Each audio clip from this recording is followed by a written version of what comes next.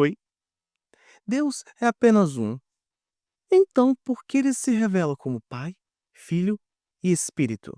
Então, na verdade, não é apenas um Deus, e sim três. Deus ele muda de forma e quem manda em quem? É muita coisa para pensar, não é mesmo? Talvez você nem tenha pensado sobre isso, ou se pensou, ninguém te explicou, ou até mesmo você ficou receoso de perguntar e ser tratado como o rebelde ou rebelde. Hoje vamos desmistificar a Trindade, uma das primeiras grandes questões da história da igreja. Eu sou o Caiano e esse é o canal Hora Escato. Vamos ao texto. Portanto, ide e ensinai todas as nações, batizando-as em nome do Pai e do Filho e do Espírito Santo. Mateus capítulo 28, versículo 19. Vamos lá. Temos algumas questões importantes a tratar aqui, e a primeira delas é: Deus é um só? Sabemos que a palavra desde o início nos mostra que há apenas um Deus, mais especificamente, o Deus. É importante dar destaque ao artigo "o", porque ele nos mostra, indica que há apenas um ser todo-poderoso, criador dos céus, criador da terra. E durante todo o relato bíblico, há um cuidado da parte do Senhor para que seu povo adore apenas a Ele. No Antigo Testamento, textos como em Deuteronômio, capítulo 6, versículo 4, ouça, ó Israel, o Senhor, o nosso Deus, é o único Senhor. E também em Isaías 45, versículo 5, eu sou o Senhor e não há nenhum outro. Além de mim não há Deus. Eu o fortalecerei, ainda que você não tenha admitido. Já no Novo Testamento, temos em 1 Timóteo, capítulo 2, versículo 5, um excelente exemplo para nós. Pois há um só Deus e um só mediador entre Deus e os homens, o homem Cristo Jesus. Com isso, vemos que a palavra continuamente declara que há apenas um Deus, que existe apenas um Deus a ser adorado. Deus é trino. Em Gênesis, já nos mostra indiretamente que Deus é três pessoas em um único ser. O nome de Deus no original, Elohim, é o plural de El, só que ao se referir ao Senhor, é tratado como singular. 2. No versículo 2 do capítulo 1, e o Espírito de Deus pairava sobre as águas. O respirar, a inspiração, o Espírito é o Espírito Santo. 3.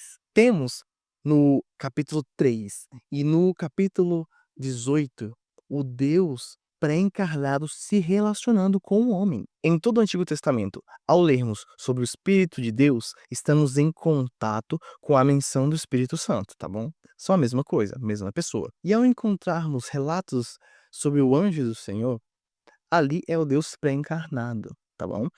Pois ele recebia adoração, ele aceitava receber adoração e recebia também o mesmo tratamento que apenas Deus recebe.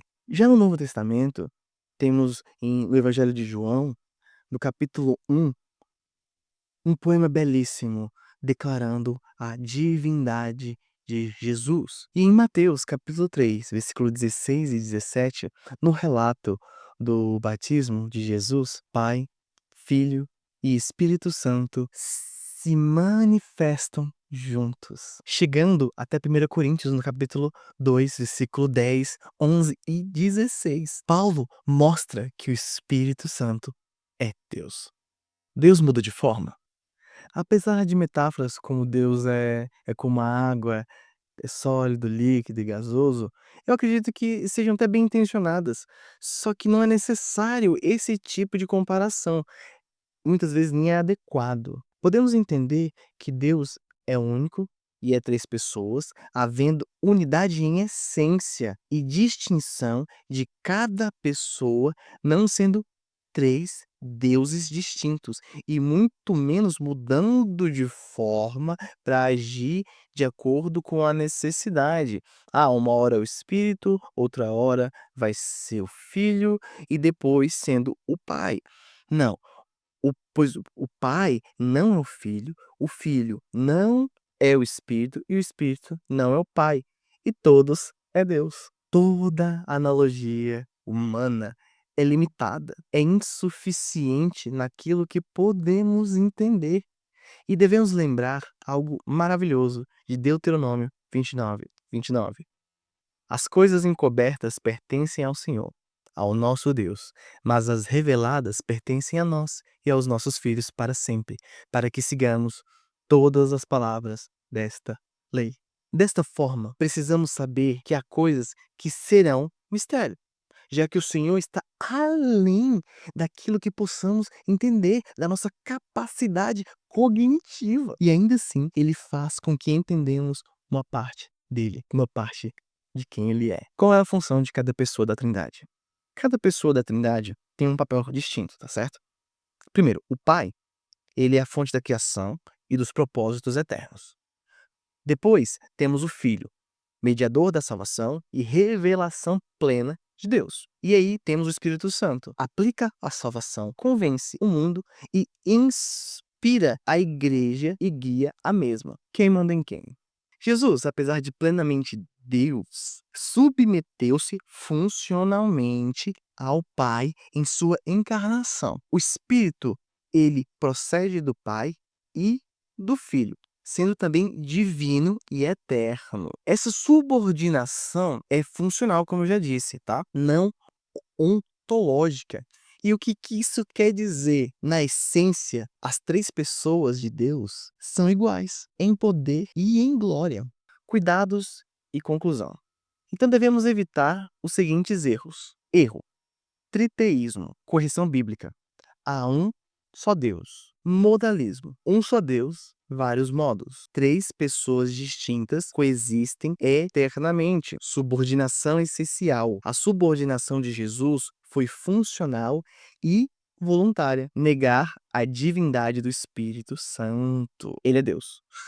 Vimos aqui que é três pessoas. Cada uma das pessoas de Deus possui uma função distinta, certo? Iguais em essência, poder e em glória. Consubstancial, coexistindo eternamente. É umas palavras que parecem ser difíceis, mas não são, tá, gente? Vocês vão se acostumar com essas palavras. Jesus, ele subordinou a si mesmo de forma funcional, de forma voluntária, e o Espírito Santo também é Deus. Gostamos tanto de criar metáforas para tentar entender a relação do Deus Trino e único. Mas não é necessário fazer isso. Não precisamos entender tudo. E até mesmo seria presunção de nossa parte. Gente, nós não precisamos entender tudo, já que o Senhor, ele nunca será totalmente compreendido por nós. Ele está muito além daquilo que possamos compreender. É importante crer na Trindade conforme a Escritura nos mostra, nos revela, não indo além do que a revelação nos autoriza, e mesmo que seja insatisfatório a primeiro momento, tá bom? E além disso, só vai nos colocar em um lugar que o Senhor não deseja. A fé é uma convicção daquilo que muito não veremos e não entenderemos por completo. E na verdade isso é muito bom. É muito bom saber que eu não preciso compreender tudo e ter todas as respostas. É um peso muito grande que sai das minhas costas. E com isso, eu tenho uma reflexão para você. Pergunte agora mesmo para si: eu creio no Deus triuno das Escrituras? Comente aqui embaixo: eu creio no Deus único e trino. Curta, compartilha, se inscreva aqui no canal Horas Carta, para que nos próximos estudos que fizermos dos fundamentos da fé cristã, você possa assistir também. Até a próxima.